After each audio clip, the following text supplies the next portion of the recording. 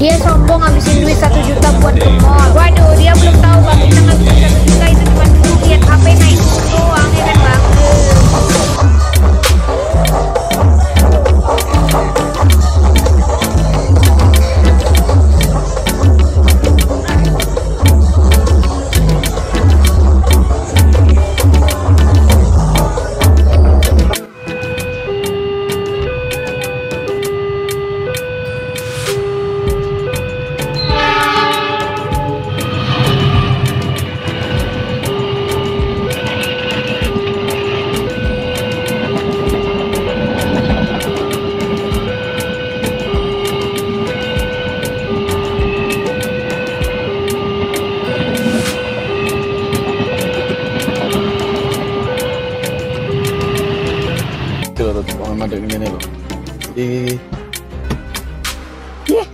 Bisa ngetet kok gini. Nanti samaan, ayo. Dilayar nek bojone. Nanti. Masih umurnya 41, yo kok ditilap-tilap nih. Wis aku melok jenenge bojo mosok ditilap-tilap kerja ae. Iki jane tersangkane kuwi lho, supire yo. Jak Rut, pokoke melok Rut. Yo Rut yo, sundut. Ayo pengen melok ayo medun. Ora iso. Aku kudu melok. Kamu nang ngisor, aku nang dhuwur karo Mbak Ika, ndak oleh. Ndak iso. Melok ndak boleh. Ndak iso. Oh, bocah. Ternyata dalam hidup tidak semua yang terjadi harus kita pahami dan mengerti. Kadang kita cukup untuk belajar apa? Ridho menerima saja. Bahwa tidak semua harapan harus menjadi kenyataan. Yang kita butuhkan hanyalah apa? Keridhoan dan keikhlasan. Ridho menerima yang ditakdirkan, ikhlas melepas yang dihilangkan. Tunggulah saatnya, akan ada kebaikan yang sedang Allah siapkan untuk semua takdir yang Allah hadirkan dalam kehidupan kita saat ini. Aku kerja dan investasi dari umur 14 dan ini 3 kebiasaan tentang uang yang aku stopin supaya aku nggak miskin pas umur 20-an. Yang pertama, beli karena gengsi. Beli barang cuma pengen dilihat orang aja. Dan nggak bohong, pertama kali aku bisa ngasilin duit sendiri, aku juga beli banyak banget barang konsumtif kayak tas branded, HP baru, dan lain-lain, bahkan yang sebenarnya aku nggak butuh. Jadi sekarang kalau aku beli barang, aku selalu tanya, ini buat aku atau buat orang lain? Yang kedua, simpen terlalu banyak duit cash. Kalau duit diem, ya pasti kemakan inflasi dong. Solusinya apa? Solusinya aku sekarang masukin semua aset aku ke berbagai akun investasi. Karena kita udah kerja keras buat cari duit, berarti duit harus kerja lebih keras lagi buat ngasihin duit lagi. Yang ketiga, takut bahas uang. Di lingkungan aku dulu, ngebahas uang tuh kayak sesuatu hal yang tabu. Jadi pas pertama kali aku belajar tentang personal finance, keuangan, investasi, aku merasa sendirian banget. Padahal nggak kayak gitu. Kalian bisa tanya ke teman kalian, ke guru kalian, ke orang tua kalian. Karena tiap orang punya journey keuangan yang berbeda-beda.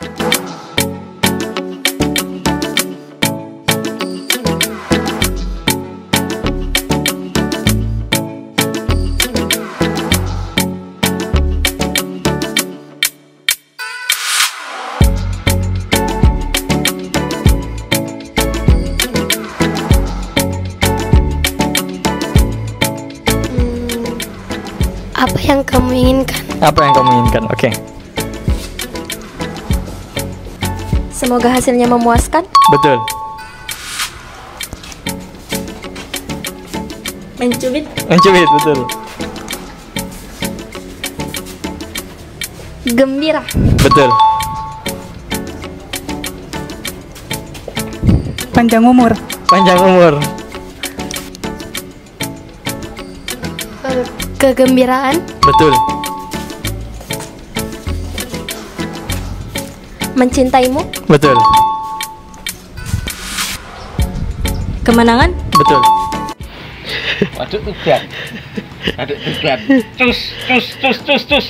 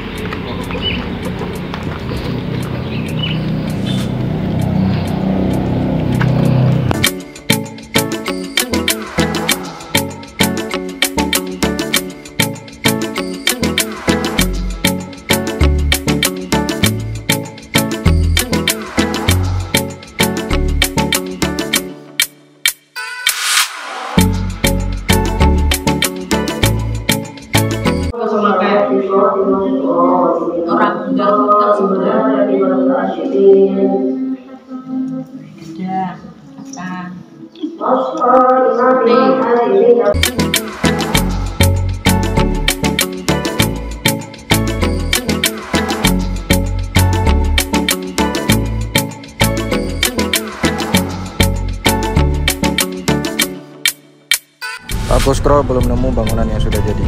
Apakah cuman main di fondasi-fondasi saja? Celutuk dari sebuah komen. Alhamdulillah sudah ada beberapa yang sudah jadi. Dan beberapa tersebut rumah pribadi miliknya follower Sudi Sipil. Terus kenapa posting fokus di struktur, di beton, di besi dan sebagainya? Karena kita adalah Sudi Sipil. Lebih fokus kepada bangunan yang aman, bangunan yang nyaman, dan juga berkualitas serta murah terhadap pembiayaan.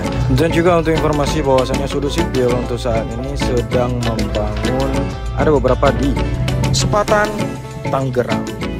Yang ini di Tangerang Selatan.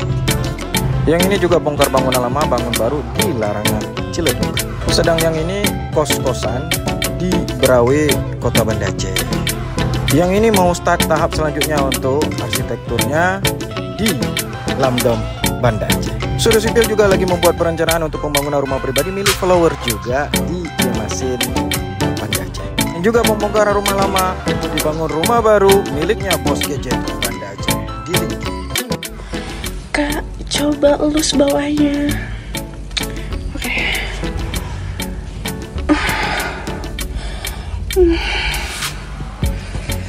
Ini udah aku coba elus. Nggak mau apa lagi.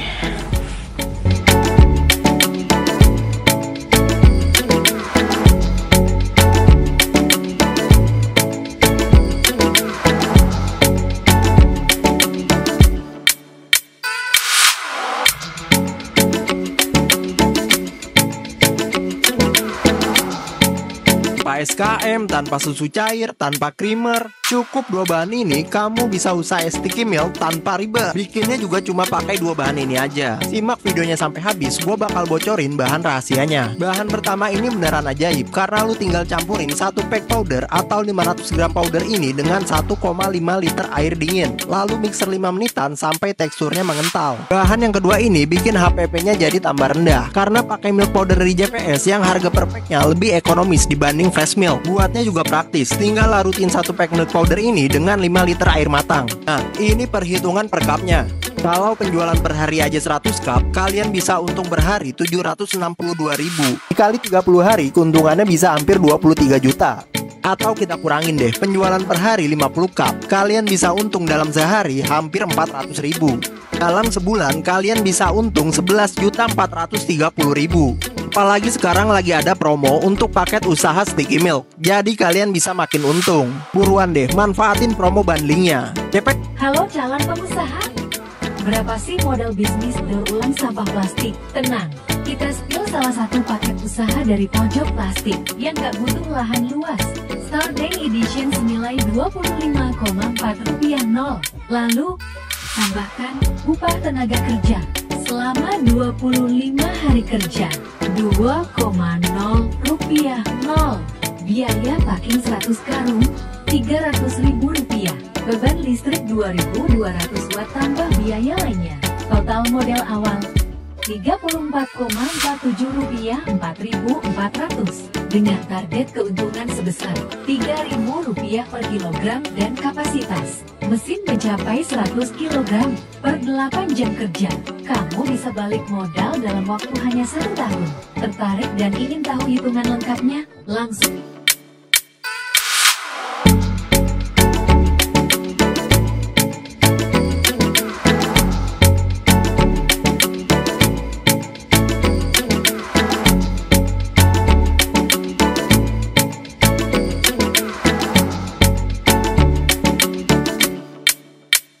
Toko saya yang ukuran 6x7 Bu. Kenapa nggak saya kaca supaya lebih tradisional dan lebih dekat dengan warga sekitar juga sih. Makanya saya konsep dengan konsep yang tradisional. Tapi di dalamnya tetap kita pakai rak minimarket dan program kasir untuk memudahkan manajemen di perusahaan saya Pak. Kalau yang ini 6 meter kali 7 meter. Biaya aset minimarketnya lebih sedikit, barang dagangannya juga lebih sedikit juga modalnya. ya. Saya pakai rak yang rak tengahnya tinggi 120, kalau rak pinggirnya 170. Rak tengahnya kita cuma 9 set, terus rak pinggirnya ada 12 set yang tinggi 170 cm. Terus kemudian saya pakai lemari pendingin yang 3 pintu. Ini bekas, raknya pun juga sama bekas. Ini rak promo ya. Nah, sebelah sini ada lemari backwall 2. Ini untuk rokok dan kosmetik. Sama ada lagi meja kasir. Kenapa meja kasirnya saya kasih kecil? Karena toko saya kecil. Jadi supaya kelihatan lebih minimalis sih gitu, Pak. Iya. Oh iya, model aset minimarketnya kalau dengan ukuran 6x7 itu sekitar 60 jutaan, Bu. Oh, jadi 60 juta itu terdiri dari rak single yang nempel tembok itu sekitar 12 set, terus rak double-nya yang tinggi 129 set, rak and gondola 3 set, terus kemudian ada program kasirnya 2, sama ini admin, ini buat penjualan, terus ini meja kasir yang minimalis, lemari backwall, ada lagi neon box di depan, dan rak promo, ada lagi yang kecil-kecil kayak mega harga, cantolan, sama macam-macam. Nah, kurang lebih sekitar 60 jutaan. Oh iya, satu lagi ada CCTV juga. Sekitar kurang lebih 60 jutaan. Ini hitungan kotor ya, Bu. Lebih tepatnya sih nanti kita hitungkan pakai rencana anggaran biaya biar pasti gitu, Pak. Untuk barang dagangannya, Pak? Barang dagangan kurang lebih sekitar 130 juta. Lumayan sih ya, dengan nggak ada 200 juta. Jenengan sudah bisa punya minimarket. Ya meskipun sedikit tradisional ya, tapi paling tidak menghemat biaya. Ya, itu omsetnya berapa, Pak, kalau yang di sini? Lumayan, Bu. Dengan ukuran 6x7 barang dagangan 130 juta itu saya perharinya kurang lebih sekitar dari 3,5 juta sampai 4 juta. Nah, keuntungan saya kurang lebih sekitar 12%. Jadi setiap harinya itu minimal saya dapat uang 400.000 keuntungan ya. Biaya operasionalnya berapa, Pak? Karyawan saya kebetulan di sini 3. Kenapa saya pakai karyawan 3? Karena tokonya kecil. Jadi setiap shiftnya itu mereka cuma masuk 1 orang. Kadang 2 orang, kadang 1 orang. Nah, untuk gaji karyawan saya kurang lebih sekitar 5 jutaan. 5 juta sampai 6 juta. Terus untuk listriknya lebih hemat, Bu, karena kita nggak pakai AC, kita cuma pakai kipas angin. Biaya listrik itu paling 1 bulannya sekitar 1 jutaan. Jadi biaya personal saya itu 1 bulan sekitar 6 jutaan sampai 7 jutaan. Dengan keuntungan saya 400.000 per hari kali 30, itu kan berarti 12 juta ya. 12 juta dipotong biaya operasional kurang lebih 6 jutaan. Jadi saya masih dapat margin per bulannya 6 juta. Saya udah nggak ngapa-ngapain, saya di rumah ada passive income yang masuk sendiri. Gitu. Jadi gini, Bu, kenapa saya buka di perkampungan sih? Yang pertama, modal saya kecil, Bu. Saya nggak mampu bersaing sama